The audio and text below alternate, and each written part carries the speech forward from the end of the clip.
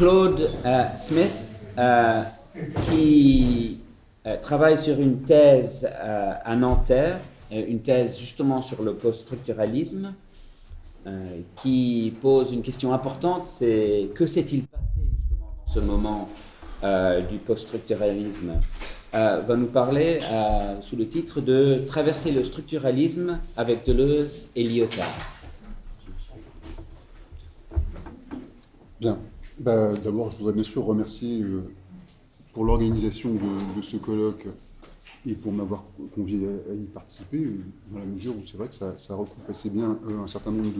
de choses sur lesquelles je travaille. Je dis traverser le structuralisme avec Deleuze et Lyotard. Ce choix du rapport au structuralisme comme terrain pour confronter les deux auteurs nous amènera tout naturellement à nous intéresser ici de façon peut-être un peu plus privilégiée aux heures de la fin des années 1960 et du début des années 1970,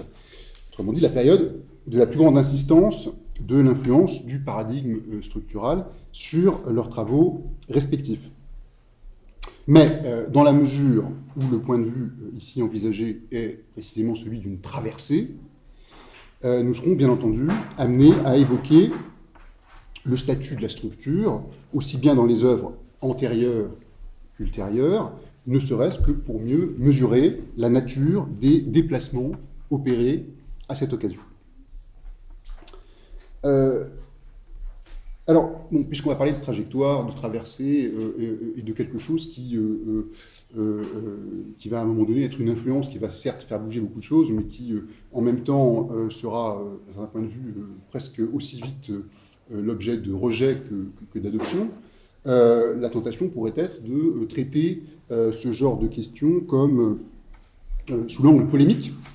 Mais je pense que c'est important de ne pas s'en tenir à cet aspect-là, même si rétrospectivement ces trajectoires peuvent sembler être faites à ce propos d'engouement et de ruptures rapides et successives. Le structuralisme, par exemple, comme polémique anti-phénoménologique, ou encore le pragmatisme comme polémique anti-structuraliste, etc. Ceci dit, je pense qu'à s'en tenir à ce type de représentation, on risque de manquer ce qui est peut-être l'essentiel,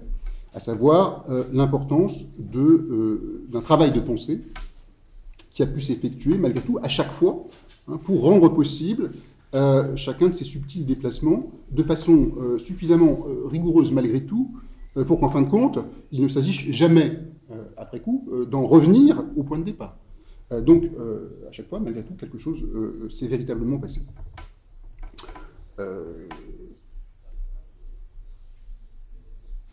Alors, traverser, bien sûr, ça semble supposer la représentation d'une sorte de cheminement avec un avant, un pendant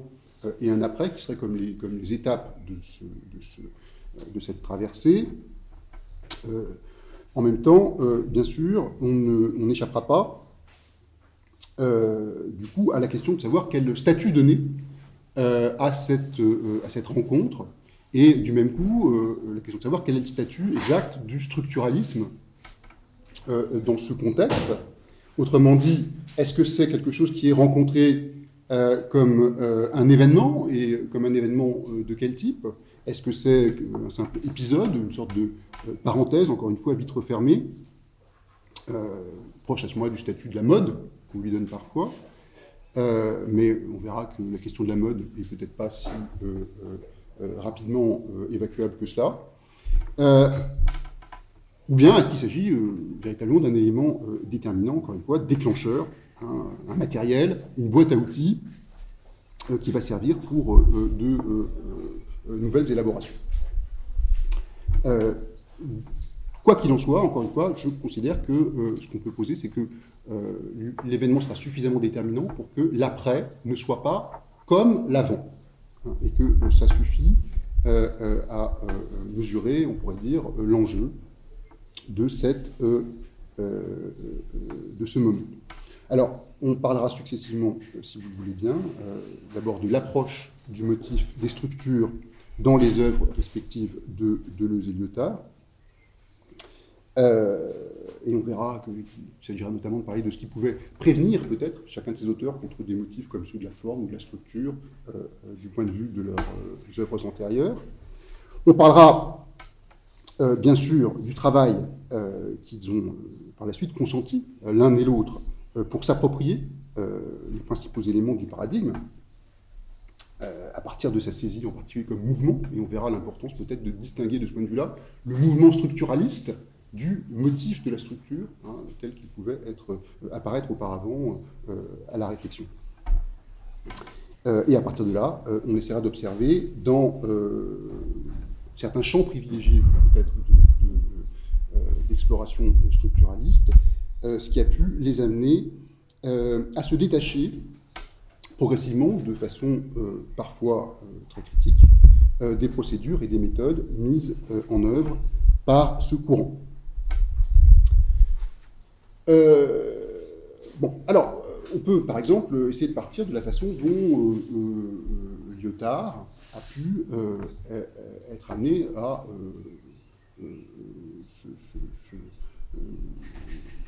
travailler sur des concepts comme cette structure, on pourrait dire en quelque sorte avant le structuralisme,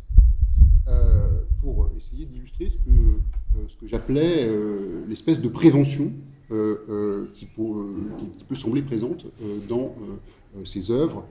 à l'égard de ce type de notion.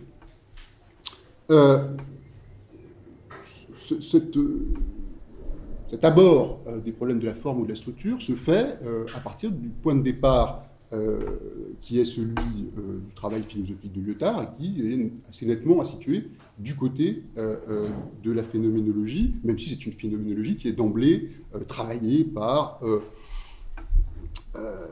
des références ou des influences, que ce soit de Merleau-Ponty, mais aussi bien de Tran-Duc-Tao, de Lukács et d'autres, tels que ça peut apparaître dans la présentation qu'il en donne. Et on peut voir notamment que dans la deuxième partie de l'ouvrage consacré à la phénoménologie, donc très, très précoce, enfin en tout cas le plus précoce relativement au reste de l'œuvre, qui se présente comme une introduction à la phénoménologie, dans cette deuxième partie, où il est beaucoup question des rapports de la phénoménologie et des sciences humaines, il y a toutes sortes d'occurrences de la notion de forme qui sont, à cette occasion, examinées. Pour le dire rapidement, il y a en particulier une prise de position quant à la psychologie de la forme, quant à la Gestalt théorie en général, qui est évidemment considérée du point de vue de ses rapports à la phénoménologie, mais qui, du même coup, est, on pourrait dire, enfin, il semble bien, malgré tout, que Lyotard s'approprie un certain nombre de réserves à son égard, puisqu'il va avoir une sorte de manifester une certaine ambivalence dans son appréciation de ces théories de la forme, considérées à la fois, un peu comme Husserl veut le faire, comme quelque chose qui permettrait d'avoir une position par rapport à l'objet qui serait plus intéressante que celle qui pouvait être, par exemple, celle de l'associationnisme, quelque chose, une sorte de gain en compréhension. Une façon aussi de considérer l'objet comme construit plutôt que donné, etc. etc. Mais en même temps, assez vite, s'exprime la réserve selon laquelle il s'agirait encore d'une approche pour l'essentiel trop déterministe, puisque les chercheurs de la psychologie de la forme sont mis en cause pour leur, on pourrait dire, leur approche trop explicative. Alors ce terme explicatif, ils ont été question ce matin. Ici, on voit assez bien quel genre d'usage peut en faire Lyotard. C'est une référence assez explicite à la querelle des méthodes et à la façon dont, par rapport justement aux questions de la méthode en sciences humaines, on a pu être amené à opposer l'explication à la compréhension. Ici, Lyotard se place très nettement du point de vue, enfin, dans un certain rejet, c'est vrai, de l'explication, mais pour se mettre du point de vue d'une compréhension qui pourrait être plus adéquate à l'approche des phénomènes concernant, dont s'occupent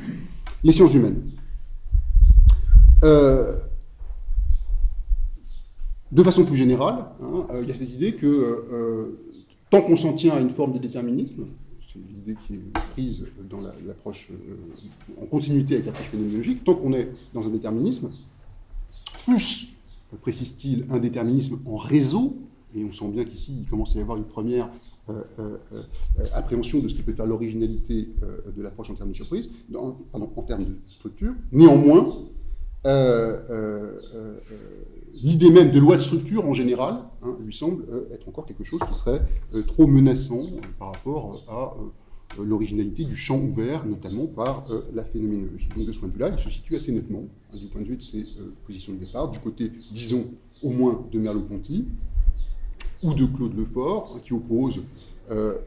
parole parlante et parole parlée, ou qui oppose culture culturante et culture culturée, pour chaque fois distinguer ce qui serait le simple aspect reçu, déterminé, de ce qui pourrait être l'aspect actif lié à un acte de conscience. Et contre Lévi-Strauss, par exemple. Il y a une allusion à Lévi-Strauss dans cet ouvrage, où celui-ci se trouve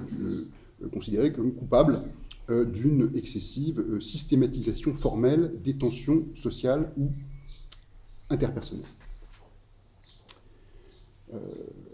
Alors, du côté de Deleuze, maintenant, on peut également s'arrêter sur la façon dont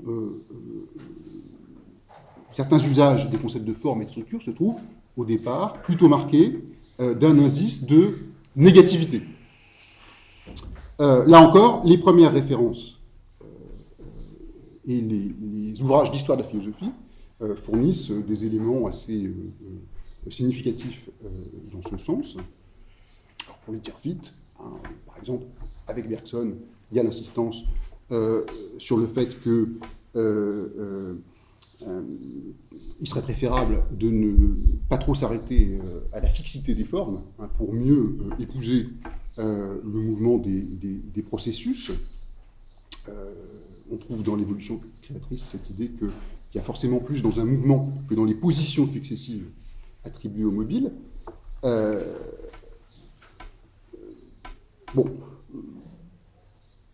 Ne pas s'arrêter aux formes et aux structures, c'est aussi bien, pour Deleuze, et de plus en plus, faire valoir des forces, et c'est ce qui va insister dans sa lecture également de Nietzsche, avec cette idée que le signe, déjà il y a une forte réflexion sur le signe mise en œuvre dans le travail sur Nietzsche, que le signe ne pourrait pas être envisagé comme une simple pièce participant d'un système unifié. D'ailleurs, la question du signe ne sera même pas limitée à l'ordre du symbole ou du langage. Les signes sont déjà posés comme pluriels, comme matériels, comme quelque chose qui ne pourrait pas être réductible au discours, et tout un tas d'évolutions ultérieures sont amorcées ici. Et on verra comment dans son Proust, dans son fameux Proust et les signes, là encore, plutôt que de penser le signe comme lié à quelque chose comme un système unifié, il y a pluralisation dans une série de mondes de signes qui semblent, là encore, rebelles à toute idée de structure unifiée. Pour finir, là encore, j'essaye d'aller assez vite, on peut remarquer quelle importance va pouvoir avoir dans ce sens-là également la lecture que fait Deleuze de Simondon, puisqu'il y a malgré tout une certaine parenté entre ces concepts de forme, comme l'idée d'un contour, comme l'idée d'un ensemble, qui serait toujours une façon de faire une unité, et une unité, d'une certaine façon, individuée, en même temps qu'il donne crédit à l'idée de Simondon d'une approche du pré-individuel, qui critique le fait de s'en tenir aux formes constituées. En même temps, bien sûr, là encore, c'est, on pourrait dire, une prévention importante par rapport au concept de forme ou de structure qui se trouve affiché. On peut noter que, d'ailleurs, c'est là encore, d'une certaine façon, l'héritage, ou un certain héritage de la théorie de la forme qui se trouve visée explicitement, hein, puisque dans la présentation de Simondon, il y a cette référence au fait que ce serait notamment contre Lévin et la Gestalt théorie que Simondon soutient que l'idée de disparation, la pensée du disparate, est plus profonde que celle d'opposition, etc., etc. Bon. Alors, on peut donc dire que Deleuze, comme Lyotard, semble fortement prévenu au départ contre tout privilège de la forme dans l'appréhension des réalités. Et la question qu'on peut se poser sera alors d'essayer de comprendre comment on pourrait expliquer qu'ils aient pu accueillir l'un et l'autre l'influence du structuralisme comme un élément d'infléchissement décisif pour leurs élaborations. Et c'est ici que, à mon avis, la distinction entre l'héritage ou la tradition de l'usage du concept de structure et la façon dont il entre en circulation, on pourrait dire, dans le moment du structuralisme, c'est ici que cette distinction, à mon avis, a une pertinence et un intérêt significatif, puisque c'est, on pourrait dire, justement, un certain aspect de nouveauté dans l'usage de ce concept qui semble attirer leur attention. S'il y a réhabilitation ou réévaluation du concept de structure, notamment à partir de la fin des années 1960, alors ça ne correspond pas exactement au moment d'émergence du structuralisme, hein, c'est un moment, on pourrait dire, le mouvement un peu en cours, mais on peut remarquer que c'est quelque chose qui a lieu chez l'un et l'autre. Hein, c'est tous les deux, dans cette même période, qu'on pourrait dire une attention qui se cristallise là-dessus. Cette réévaluation semble donc rendue possible par la prise en compte d'un certain nombre d'innovations. Deleuze, par exemple, est sensible au caractère novateur de l'usage de la notion de structure dans le contexte de la diffusion de la pensée structuraliste. Alors,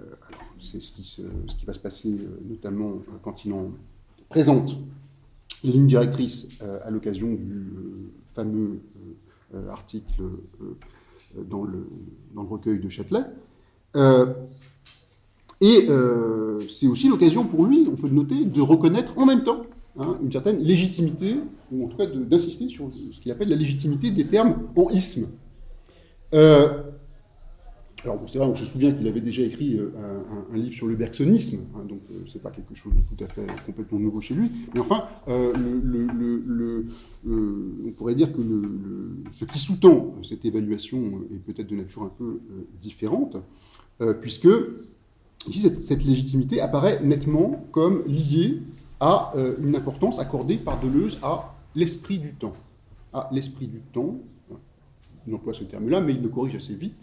du fait, sans doute, de sa connotation un peu trop hegelienne, du moins, disons,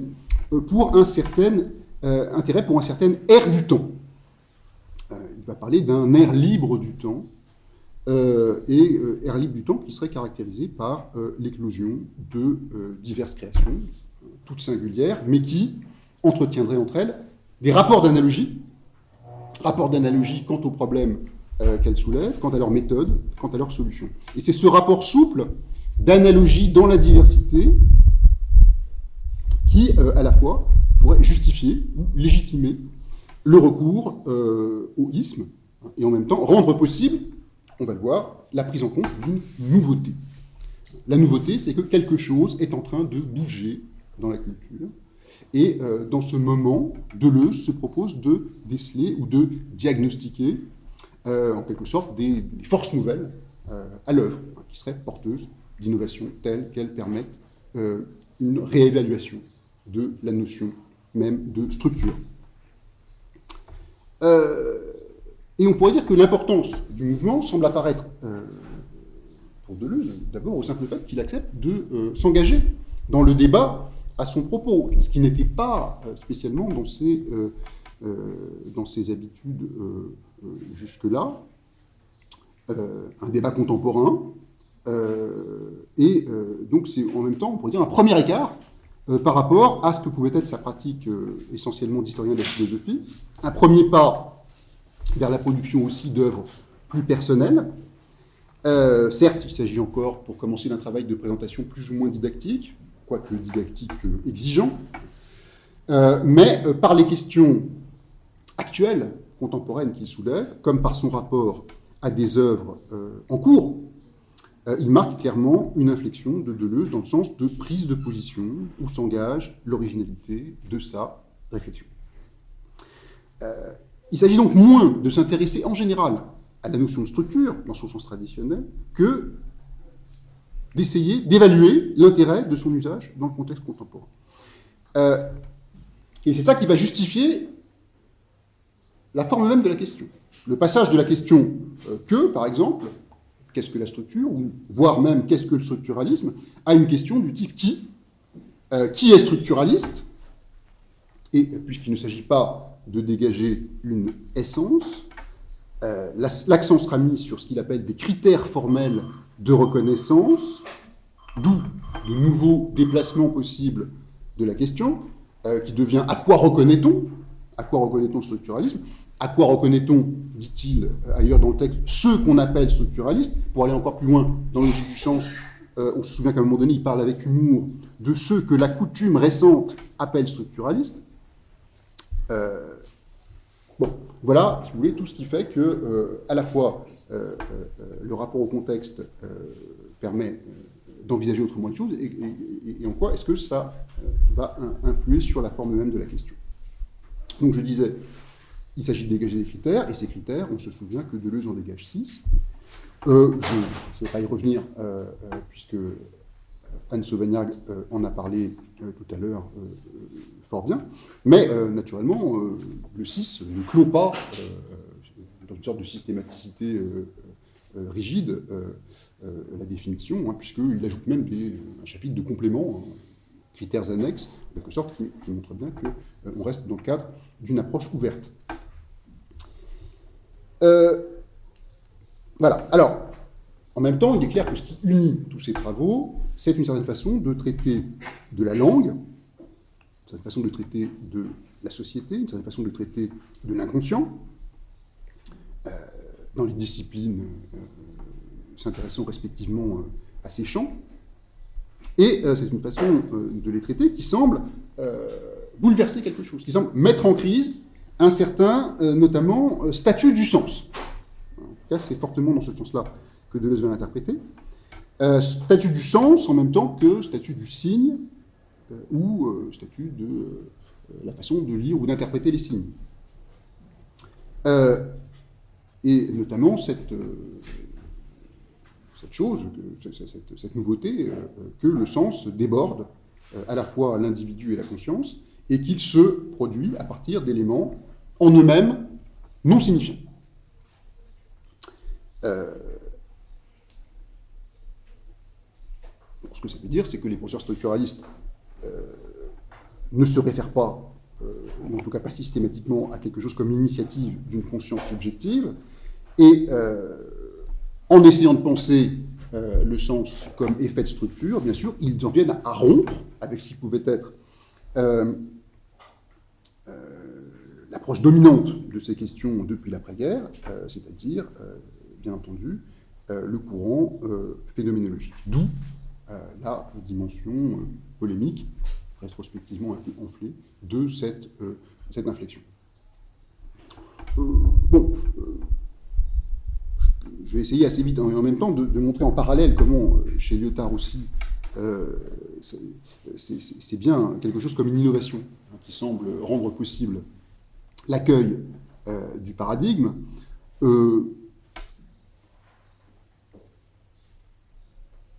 D'abord, il va de plus en plus... alors ici, il y a des textes de référence, hein, c'est souvent des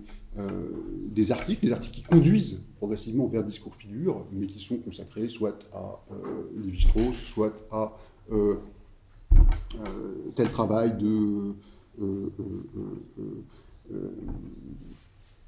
sur la linguistique structurale, etc., mais qui semble assez clairement marque des jalons qui mettent en place la position spécifique de Lyotard. Donc d'abord, ce concept de structure va être, on pourrait dire, du point de vue même de la phénoménologie, repris en compte dans sa dimension plus positive d'appréhension de totalité de façon compréhensive. Mais surtout, Lyotard devient de plus en plus sensible au fait que dans ce travail, et notamment dans l'anthropologie de Lévi-Strauss, se dessine en réalité une possibilité inédite de contribution positive au déchiffrement de l'esprit. Alors certes, ces travaux continuent à lui apparaître comme teintés de naturalisme, mais il remarque que cette notion de structure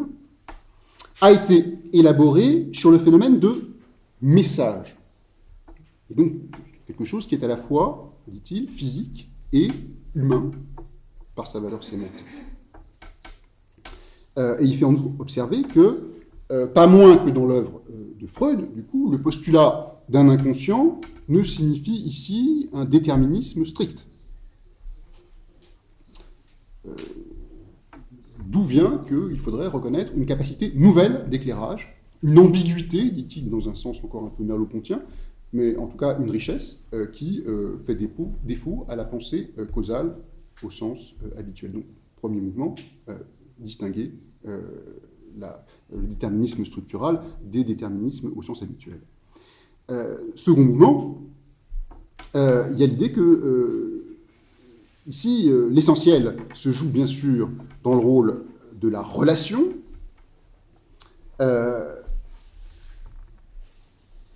mais qu'en même temps, la structure inapparaissante, dans la mesure où elle est ce qui met en ordre toutes les relations dans le système, est ce qui rend signifiant chaque élément et lui donne, on pourrait dire, l'essentiel de sa valeur. Donc, Lyotard accorde désormais des mérites à cette notion de structure, et de ces mérites,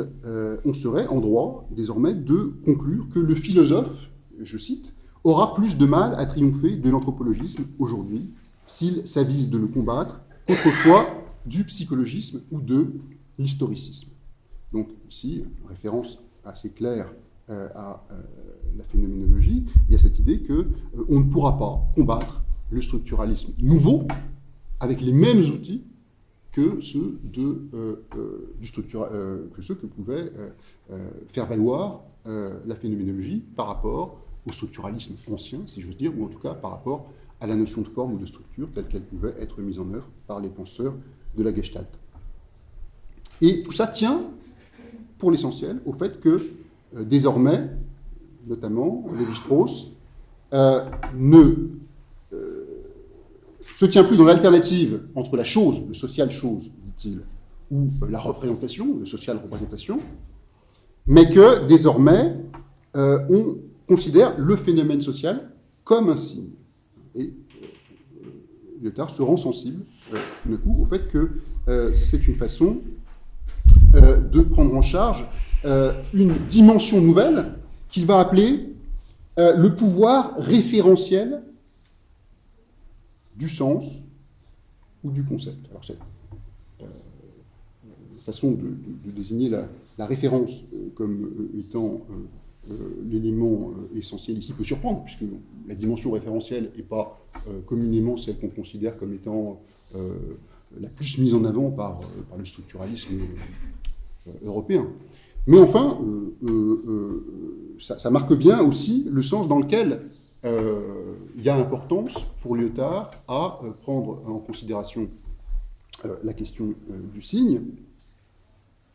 et on verra toute l'importance de cette dimension référentielle du langage pour lui, notamment quant à ses enjeux ethnologiques. Bien. Donc pour Deleuze comme pour Lyotard, on a vu que la rencontre avec la structure, ou plutôt avec le structuralisme désormais, a conduit à bouleverser leur point de vue sur la structure, ou plutôt que l'usage nouveau proposé par les penseurs structuralistes de ce concept les conduit à infléchir certains aspects de leur propre travail, en y intégrant la fécondité dont ces recherches ont pu faire preuve dans leurs champs respectifs.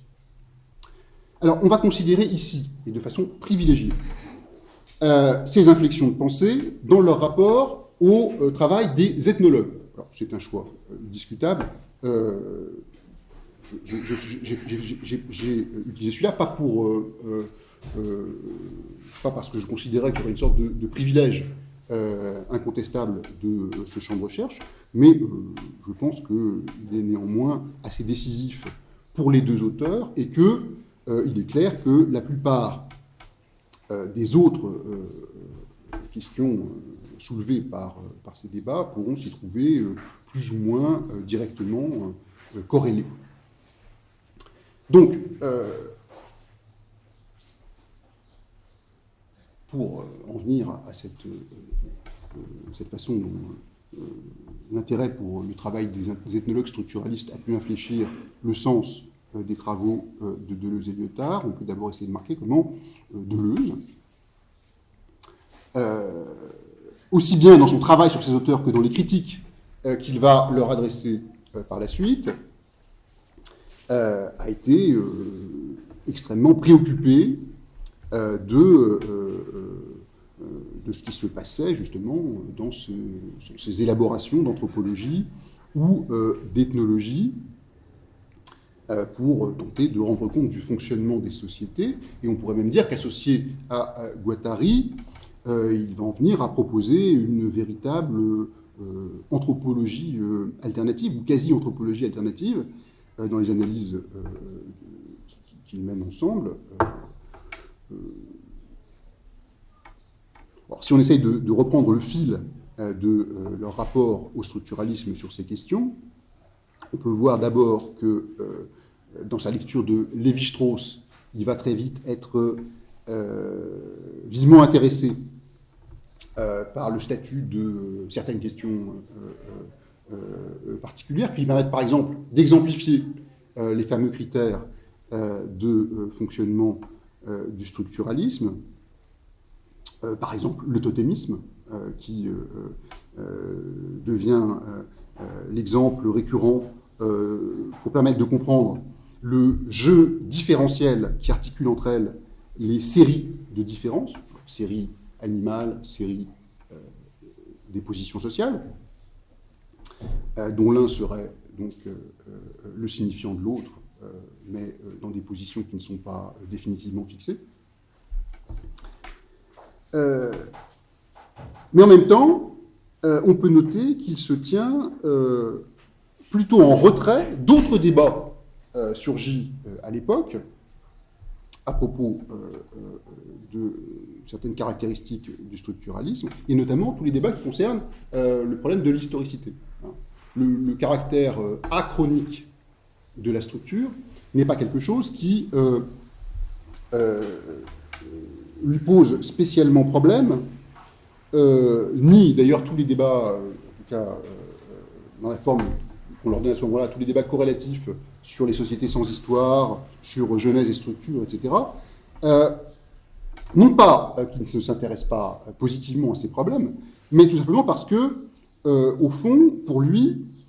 l'opposition entre historicité diachronique et synchronie structurale n'est pas si essentielle, puisque dans sa façon de penser la structure, celle-ci doit pouvoir produire le sens et rendre compte de son émergence ou de sa genèse. Donc, sur le fond, ce problème-là n'insiste pas tellement pour lui, parce qu'il y aurait comme une sorte de temporalité interne à la structure. Parce que la structure a en elle-même une certaine temporalité, au moins virtuelle, il serait inexact, nous dit Deleuze, de l'opposer, par exemple, à l'événement, comme dans une des grandes oppositions qui est développée dans certains autres débats à l'époque. Et comme par exemple, Lyotard essaiera de le discuter de façon beaucoup plus insistante. au fond, la structure aurait elle-même, nous dit Deleuze, toute une histoire qui lui est intérieure. Bon, ceci dit, on peut considérer que dans cette approche, Deleuze fait preuve d'une assez grande originalité, et qu'au fond, la conception qu'il défend de la structure, en même temps qu'elle est un peu éloignée de celles qui ont cours bien souvent à ce sujet, manifeste autant, on pourrait dire, la façon dont il est en train lui-même d'élaborer sa propre pensée, que une façon de rendre compte, si j'ose dire, dans l'extériorité de ce qui est en train de se passer. Hein. De même que quand il lit les philosophes, Deleuze leur fait toujours, comme il le dit parfois, un enfant dans le dos. Hein, et, il est probable que dans son approche du structuralisme, on puisse considérer que là aussi, il en tord les caractéristiques de façon à se l'approprier. Mais il y a un moment où cette opération-là, me semble-t-il, atteint une certaine limite, au-delà de laquelle elle n'est manifestement plus praticable, et je pense que c'est une des choses qui peut expliquer le progressif détachement par rapport à cette référence au structuralisme. Parce que tout se passe comme si il prenait acte tout simplement du fait que ce qu'il est en train de dire à propos du structuralisme n'est sans doute pas le structuralisme, mais que c'est que ce que lui est en train de penser à ce propos, à cette occasion, avec le structuralisme. Et au bout d'un moment, il lui semble même que c'est tout à fait autre chose, que c'est même, pour ainsi dire, le contraire, ou en tout cas quelque chose qui justifierait certaines formes de polémique. Et donc, par exemple, tout ce qui fait que continue à penser qu'il y aurait quelque chose comme un déséquilibre interne qui caractéristique du fonctionnement de la structure, tout ça l'amène à prendre de plus en plus distance avec ce que sont les conceptions de la plupart des auteurs structuralistes. Alors ça, c'est bien sûr dans les grands ouvrages avec Guattari que ces distances vont être de plus en plus explicitées, et que, y compris par rapport à des débats comme ceux que j'évoquais tout à l'heure sur l'historicité, sur les sociétés sans histoire, sur le fait que certaines sociétés pourraient être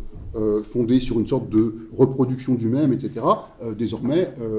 Deleuze et Guattari n'hésitent pas à prendre position de façon tout à fait explicite et parfois violente pour les juger particulièrement faibles et inadéquates. Et même si Lévi-Strauss n'est pas personnellement toujours responsable de telle ou telle considération sur, par exemple, les sociétés sans histoire, il est clair qu'ils se rendent compte que la distinction qu'il fait entre sociétés chaudes et sociétés froides est quelque chose qui peut induire ce genre de développement. Voilà tout ce qui fait que progressivement ils en viennent à se détacher, et que, utilisant des auteurs, on pourrait dire, qui sont souvent aux marges du structuralisme, ou en position de sortie par rapport au structuralisme, toutes sortes d'auteurs des sciences humaines qui lisent énormément à cette époque-là, eh bien, ils en viennent progressivement à forger, on pourrait dire, tout ce que j'appelais une anthropologie alternative, en utilisant bien sûr le travail des autres, mais dans le sens, de plus en plus, de promouvoir cette fameuse idée qu'il faudrait se défaire d'un certain nombre de conceptions structuralistes, et notamment,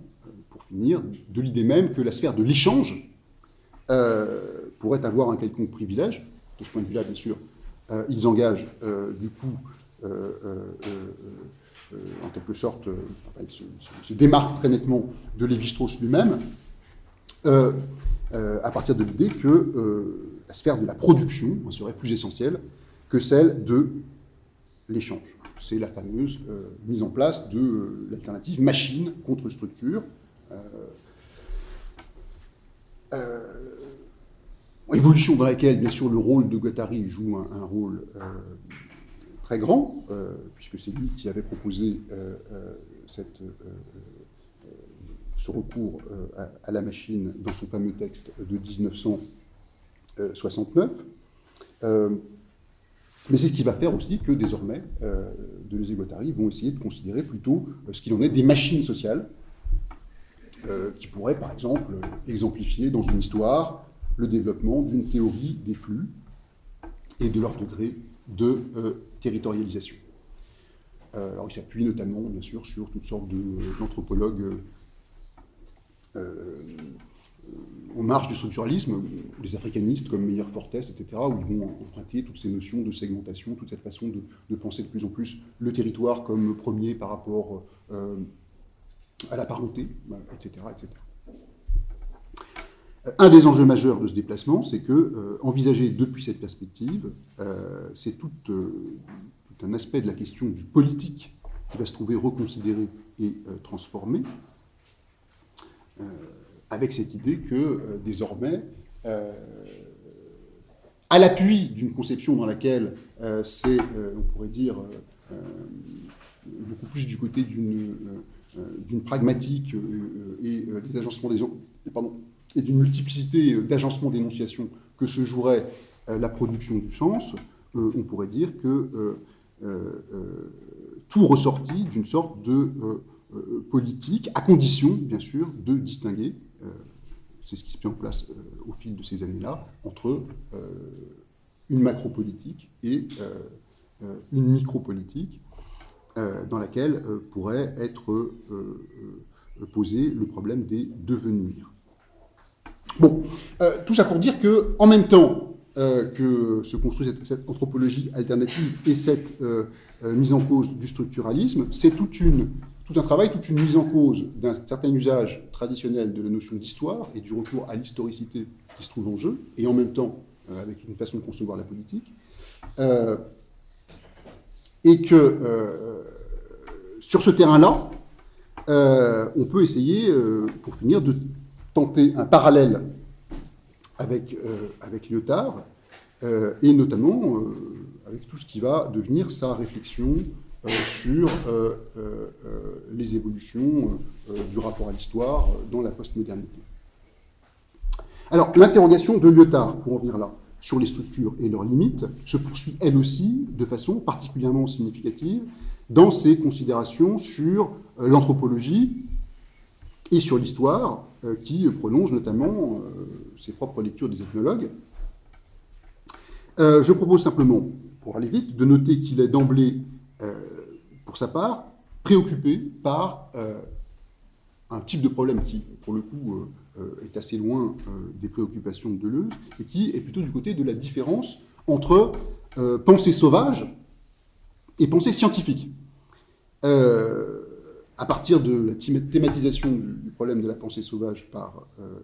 Lévi-Strauss, cette question de la différence entre le sauvage et le scientifique va se trouver corrélée dans la présentation qu'il donne de la pensée sauvage, du travail de Lévi-Strauss en général, en 1965. Il va se trouver d'abord corrélé à des problèmes d'origine phénoménologique, comme la différence entre synthèse passive et synthèse active, donc dans l'héritage des problèmes qu'il pouvait poser précédemment. Mais en réalité, même quand il va commencer à s'éloigner des positions ou du vocabulaire de la phénoménologie, Lyotard va continuer à s'inquiéter d'une certaine homologie affirmée par le structuralisme, et par Lévi-Strauss singulièrement, entre le sauvage et le scientifique. Cette question de la distinction des types de pensée qui va devenir progressivement celui de la distinction des types de discours, qui va jouer un rôle tellement important dans son évolution ultérieure, elle se construit là, dans la confrontation avec le structuralisme et avec l'anthropologie de Lévi-Strauss. Alors, du coup, le genre de question qu'il pose d'abord, c'est de savoir qu'est-ce que ça peut vouloir dire si la pensée sauvage est la pensée dans quelque sorte dans son état originaire, donc s'il y a une sorte de continuité entre le sauvage et le scientifique, ou ce qu'il appelle parfois le domestique, hein, parce qu'il ne fait pas fond non plus sur une hiérarchisation trop traditionnelle entre les deux. Eh bien, à ce moment-là, est-ce qu'il ne faudrait pas, en même temps, s'affronter avec un certain nombre de problèmes qui s'y trouveraient corrélés, hein, comme la question de savoir si c'est la même chose que de parler d'une forme de connaissance. Je pense qu'on peut parler à ce moment-là déjà de connaissance sauvage, si j'ose dire, qui ne se sait pas elle-même, et par contre, ce qui serait une forme de connaissance qui se sait, ou qui se sait même deux fois, dit-il. Voilà, ce genre de questions qui sont engagées dès le milieu des années 60. Et en même temps, c'est donc tout le problème de la différence entre ce qui lui semble être l'éloquence tacite des activités des sociétés, tout ce qui fait que, encore une fois, il peut y avoir quelque chose comme de la culture culturée, et ce qui peut être, par ailleurs, l'institution du sens de la réalité dans les sociétés travaillées par d'autres formes d'historicité qui le préoccupent. Bon, pour le dire vite, là encore, au moment de la pensée du figural, cette réflexion s'infléchit du côté de la question de savoir dans quelle mesure est-ce que telle ou telle forme de culture a rapport justement avec ce soubassement figural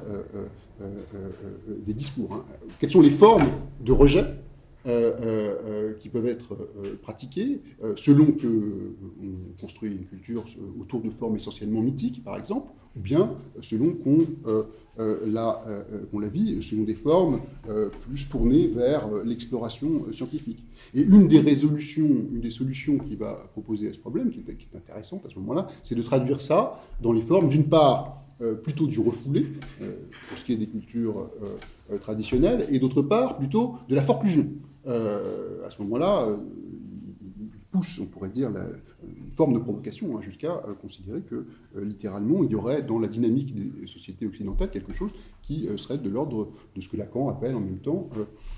la psychose. Donc on ne peut que souligner à cet égard la continuité de ce que vont être les interrogations de Lyotard sur ce point dans les écrits ultérieurs. Je mentionne simplement au passage la façon dont, dans la condition postmoderne, on va retrouver de façon tout à fait analogue l'opposition entre ce qu'il appelle à ce moment-là les savoirs narratifs et savoirs scientifiques. Le simple déplacement, l'essentiel du déplacement opéré, en même temps qu'on passe de la référence privilégiée au Murguin, cher à Lévi-Strauss, au Kashinawa d'André Marcel Danz, c'est que, d'une certaine façon, désormais, c'est par rapport à la question de la légitimité que ces discours sont plus spécifiquement interrogés. Qu'est-ce qui fait que, dans un cas, le narrateur tire plutôt sa compétence du fait d'avoir été enseigné, ou simplement même d'avoir été l'auditeur d'une histoire qu'il va désormais rapporter. Et comment est-ce que c'est la référence à la personne qui l'a dit, etc., qui va jouer le rôle majeur dans un sens, tandis que, à un autre moment, ou plutôt dans l'autre cas, dans le cas des savoirs scientifiques, c'est bien entendu des procédures de légitimation, au contraire, éminemment récusables, qui sont, avec exigence de vérification, qui sont sans cesse mis en œuvre. Donc, posé dès les premiers développements consacrés à la phénoménologie, on peut dire que la question de la différence entre types de culture n'a pas cessé de préoccuper Lyotard, et qu'elle est un élément important pour comprendre la nature de sa rencontre, puis de sa discussion critique avec le structuralisme. Mais que l'ambiguïté dans laquelle Lyotard se trouve d'abord pris à ce sujet tient au fait que, notamment, le regard philosophique traditionnel semble porteur d'une certaine charge hiérarchisante à cet égard, dont le structuralisme, dans sa volonté de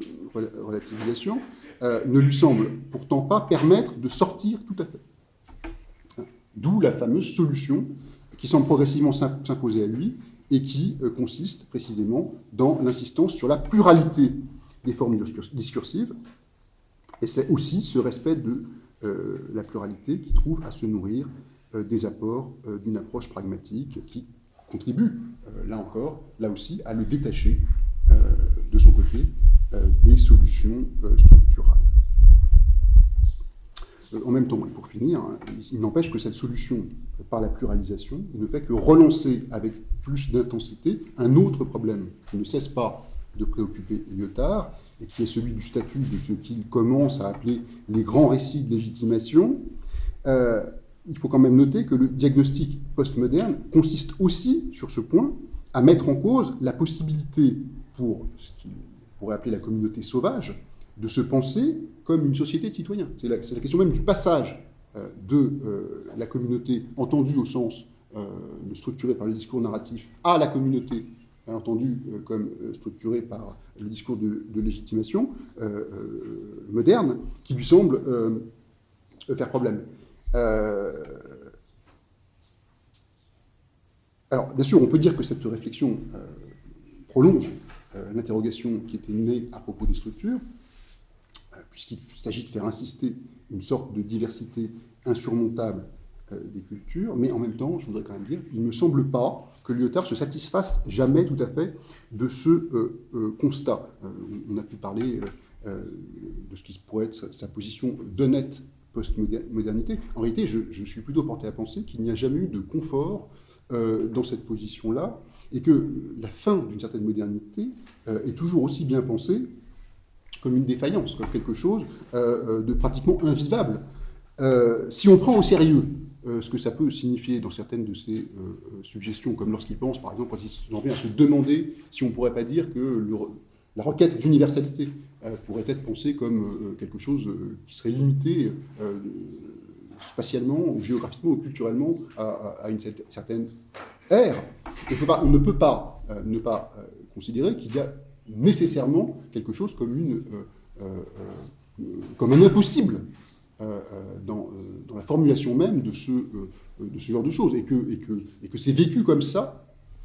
par Lyotard, à mon avis. En tout cas, c'est comme ça que je le lis, et c'est ce qui fait que, si on veut bien considérer qu'il prend au sérieux les questions sur l'universel, et sa relecture incessante de Kant ne cesse de le confirmer, il ne peut pas ne pas être travaillé, à mon avis, par cette tension qui était déjà à l'œuvre dans sa façon d'aborder les rapports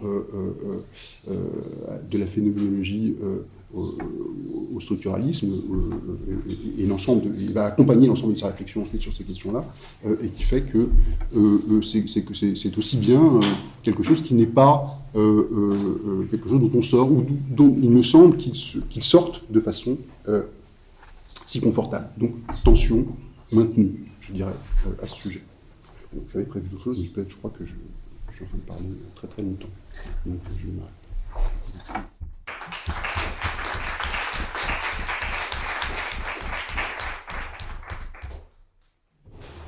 Alors, nous avons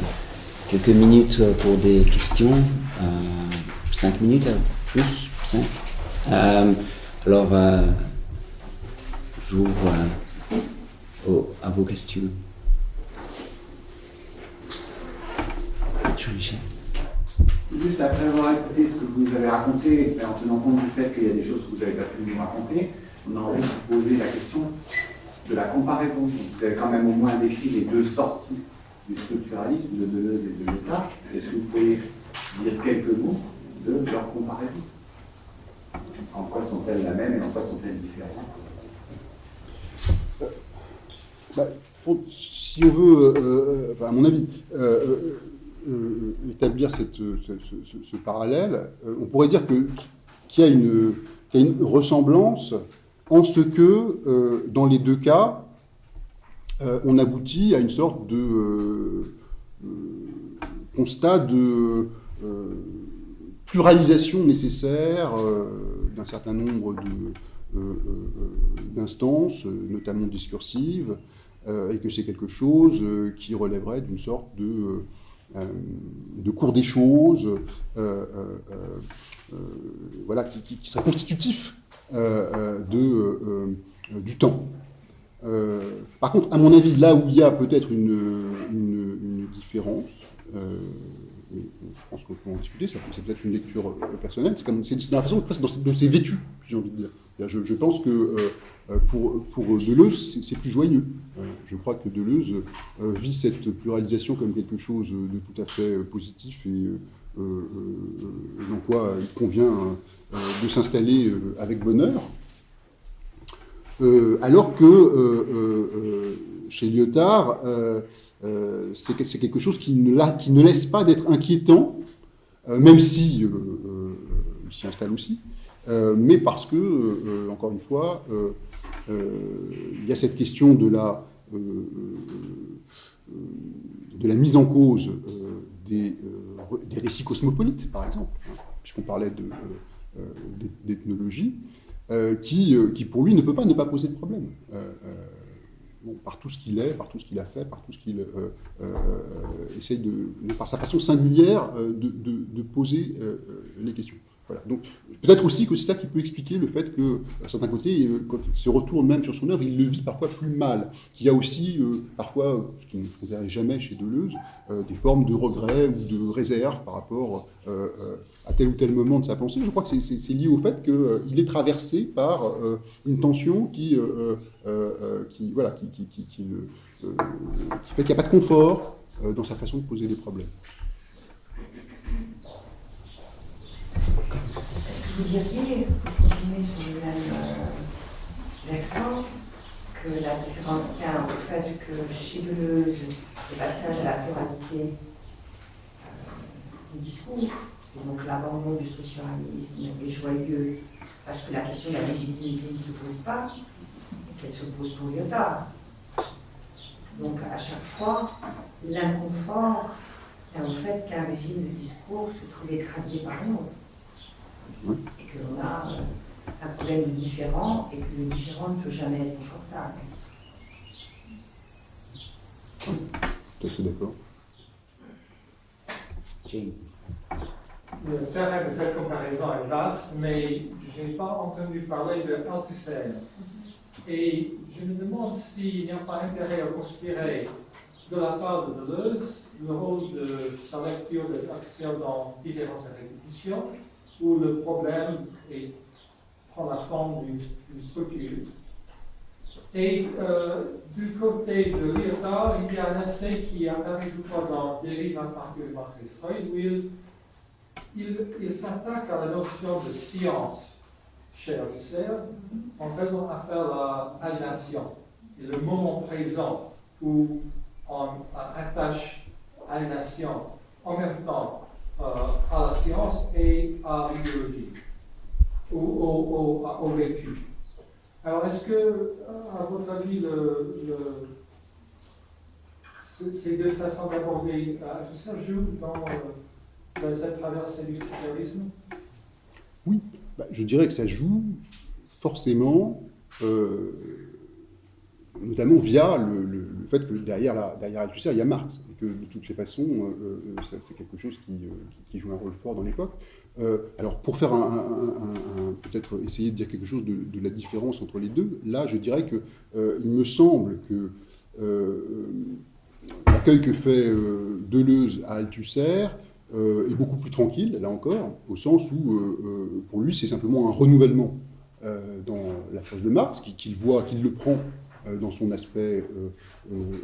positif pour lui, c'est-à-dire une façon de le faire participer notamment de ce mouvement de structure. Il le met dedans, même si Althusser probablement n'aurait pas du tout été d'accord, mais aucun en fait. Bien sûr, personne n'a jamais dit je suis structuraliste, point, ça me définit. Mais donc, oui, je crois que le rapport est plus apaisé de ce point de vue-là, c'est-à-dire voilà, ça fait partie de la boîte à outils, il fait travailler les concepts d'Althusser comme il ferait travailler ceux de Foucault ou de Lacan, en tout cas pour un temps. Bien sûr, après, ça va devenir moins tranquille de ce côté-là, mais bon. Alors que je crois que d'emblée, chez Lyotard, là encore, c'est un petit peu plus compliqué, parce que c'est plus pris dans le contexte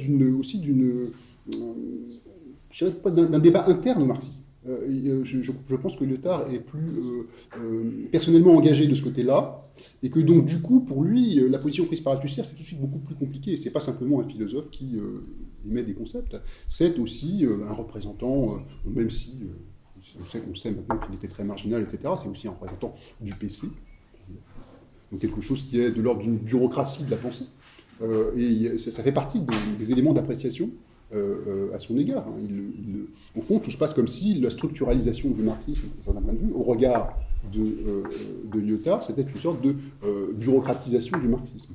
Hein, je pense que ça fait partie des choses. Alors, de ce point de vue-là, il recourt effectivement à des concepts comme ceux d'aliénation. Alors, il le fait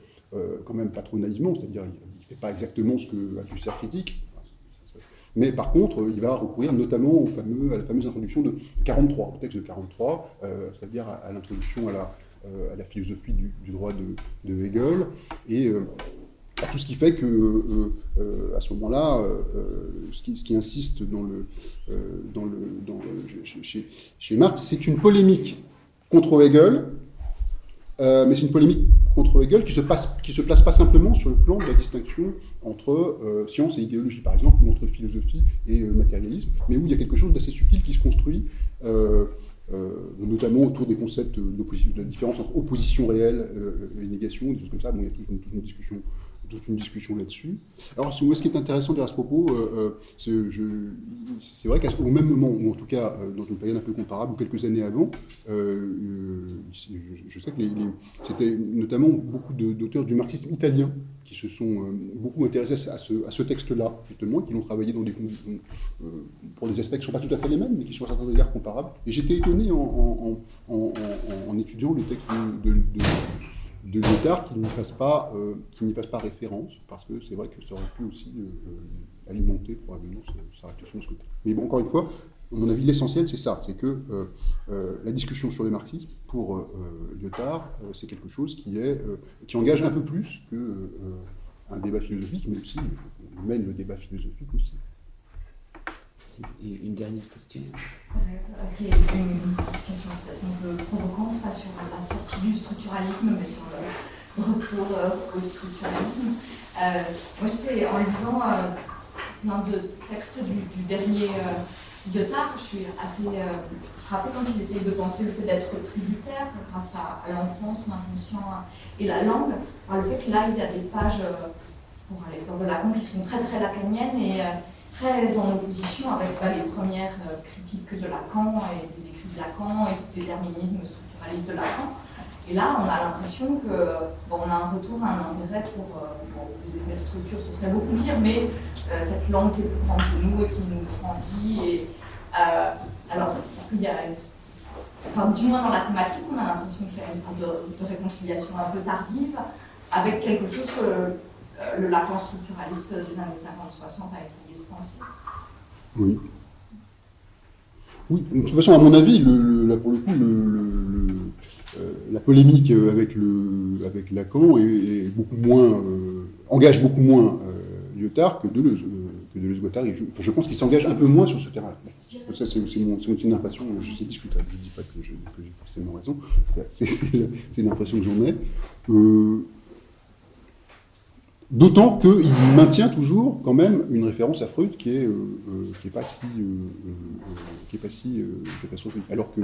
Deleuze-Guattari coupe quand même beaucoup plus les ponts de ce côté-là. Si je peux juste intervenir là, le retour à Lacan, je suis d'accord à la fin, c'est pas le Lacan, c'est un Lacan très heideggerien. Donc c'est un Lacan de l'autre avec un grand A qui est la chose, mais ça n'est pas le structuralisme comme un système de différence. Mais l'intérêt, c'est qu'après coup, on a une décomposition de Lacan. Lacan, c'est structuraliste plus Heidegger. Oui, c'est ça. Et donc, en ce sens, je ne vois pas ça comme un retour structuraliste. Mais en revanche, je crois que ça, au début, dans le discours figure sur le travail du peuple ne pense pas, je pense qu'il est très très engagé là pour une idée de l'inconscient et d'une différence non opposable et non linguistiquement pensable, qui a un champ qui ne rentre pas dans les structures linguistiques, et que ça, pour lui, c'est une bataille décisive. Je ne pense pas que ça soit du tout annexe. De ce point de vue-là, c'est quelque chose qui partage aussi en partie avec Deleuze, mais qui peut se traduire plus facilement chez Lyotard. C'est pour ça que de cette façon-là, c'est pour ça que je disais qu'il y a une différence, comme un retour de l'énergétique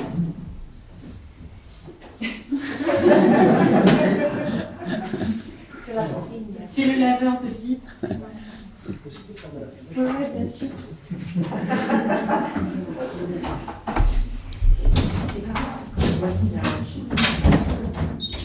Je crois que sur cet événement, nous devrons